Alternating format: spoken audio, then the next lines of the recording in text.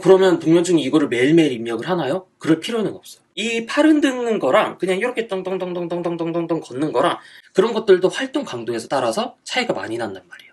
그래서 그런 것들을 입력을 해주면 돼요. 동아, 안녕하세요. 오늘은 얼마나 먹어야 할까에 대해서 제가 얘기를 해볼게요. 사람들이 먹는 양은 잘 계산을 해요. 하지만 내가 얼마큼 쓰는지, 그러니까 먹는 칼로리는 잘 계산을 하는데 사용하는 칼로리라든지 그런 것들은 잘 계산을 못한단 말이에요. 이 사용하는 칼로리를 우리가 알아야지 먹는 양을 계산을 할 수가 있는 거죠. 예를 들어 내가 사용하는 칼로리가 2500이에요. 그러면 먹는 양을 2000 정도로 해줘야지 알맞는 다이어트가 되는 거예요. 그러니까 내가 사용하는 양을 모르면 먹는 양도 이거를 어떻게 측정을 해야 되는지 모른다라는 거예요. 근데 일반적으로 우리가 먹어야 되는 양이라든지 그런 것들이 제시가 되어 있기도 해요. 근데 이런 거 같은 경우에는 평균값이에요. 그렇기 때문에 정말 큰 사람들, 뭐 덩치가 작은 사람들, 진짜 작은 사람들, 이런 사람들의 평균값을 낸 값이란 말이에요.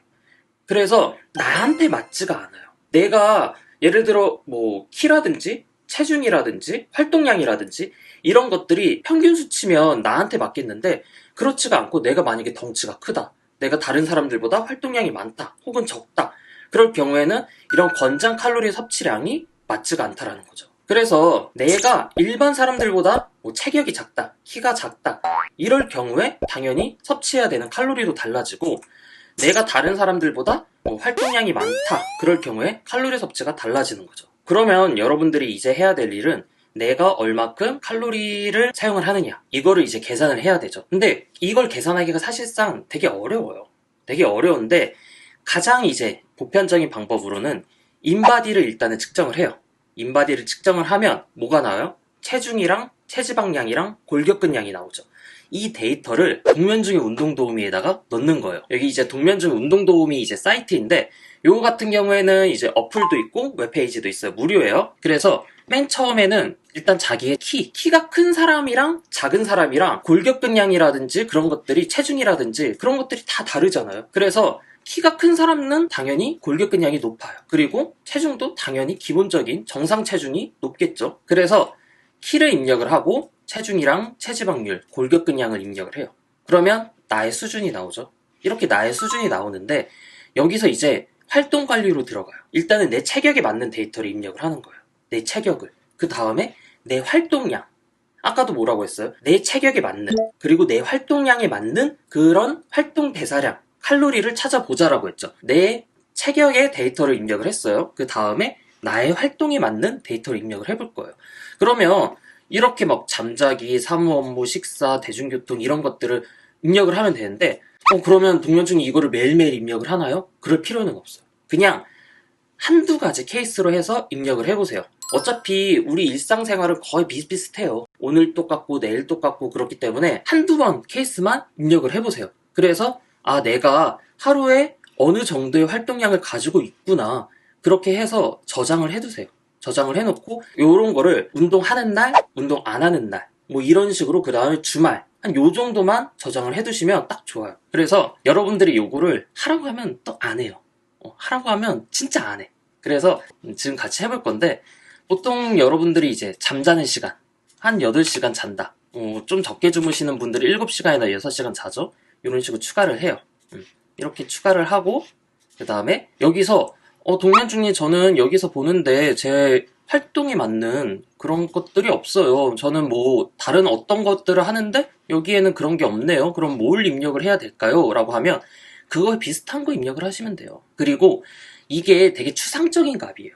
그렇기 때문에 내가 같은 이런 읽는 거, 뭐 사무원 뭐 컴퓨터 하는 것도 반쯤 누워서 하냐, 아니면 허리를 펴서 하냐, 이런 거에 따라서 달라요.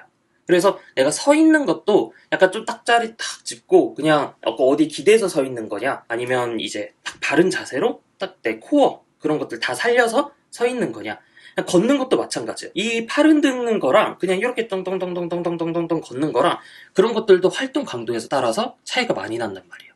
그래서 그런 것들을 입력을 해주면 돼요. 그래서 보통 사무업무 같은 경우에는 8시간 일을 하죠. 그리고 식사 뭐 2시간 식사를 하고, 그리고 우리가 뭐 앉아서 혹은 누워서 약간 좀 빈둥빈둥거리는 시간, 이런 것들이 한 3, 4시간은 있을 거예요. 생각보다 오래 있어요. 누워서 핸드폰 하는 시간이라든지 그런 것들. 그 다음에 운동을 하죠. 운동을 할 때 여러분들이 여기서 나는 근력 운동을 좀 강하게 하는 편이야. 운동 강도를 높게 하는 편이야. 해서 강이나 뭐 그렇게 이제 입력을 하시는 분들이 있는데, 요거 좀 주의를 하셔야 되는 게, 유산소 운동은 약인데도 불구하고 4.5예요. 높아. 근데 근력 운동은 3이야.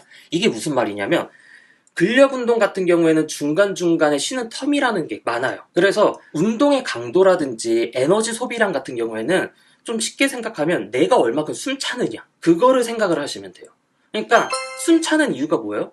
우리 몸에 산소를 원하기 때문이야. 산소를 원한다라는 건 뭐예요? 산소를 가지고 에너지를 만들기 때문이에요. 그렇기 때문에 숨이 많이 필요한 운동이라든지 그런 것들이 실질적으로 지속 시간이라든지 그런 것들이 길어서 에너지 사용량이 그렇게 좀 더 많아요. 근력 운동이 칼로리가 소비는 안 되는 건 아니지만 유산소 운동에 비해서 칼로리 소비가 적을 수도 있어요. 그리고 가끔 그러신 분들 있죠? 한 세트하고 이제 핸드폰 다 하루 종일 하고, 그 다음에 햄스터 하루 종일 하고, 근데 내가 운동을 한 2시간 했네? 그러면, 그러면 난 좀 빡세게 했어. 뭐, 중강도로 2시간. 요런 건 안 돼요. 그래서, 근력 운동이 이게 좀 약하게 들어가 있는 이유가 그런 거예요. 그래서, 뭐, 근력 운동 1시간, 그 다음에 유산소 운동 0.5. 30분 같은 경우에 0.5로 넣어주시면 돼요. 이런 식으로 넣으시면, 지금 2.5시간이 부족해요. 그러면, 출퇴근 시간.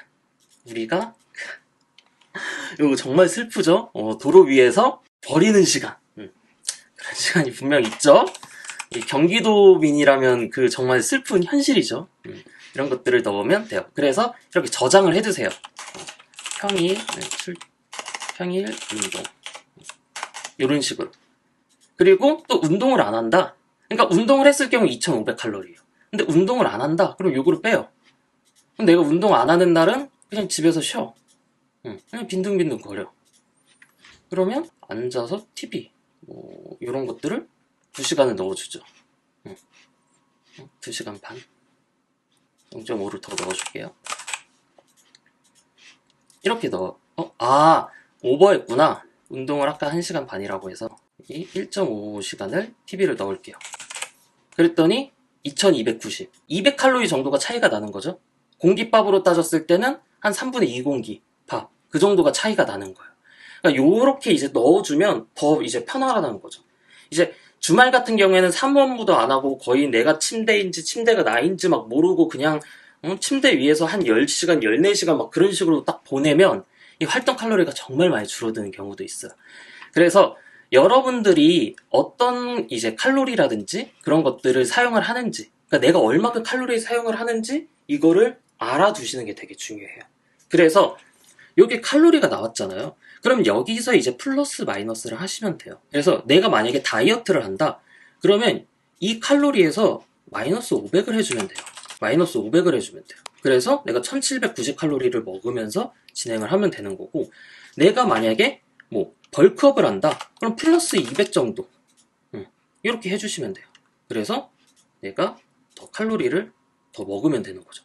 그래서 칼로리라는 거는 다이어트 같은 경우에는 마이너스 500에서 마이너스 700 그렇게 해주시면 되고, 뭐 림베스업 같은 경우에는 플러스 마이너스 200. 그러니까 여기서 왔다 갔다 해주시면 돼요. 조금 내가 다이어트에 조금 포커스를 두는 림베스업을 하고 싶다라고 하면 마이너스를 하시고, 내가 조금 근육량이라든지 체중을 조금 더 포커스를 두고 싶다. 내가 근육을 막 조금 많이 올리는 그런 초보자다. 많이 운동을 쉬었던 다음 근육을 조금 더 많이 올려주고 싶다.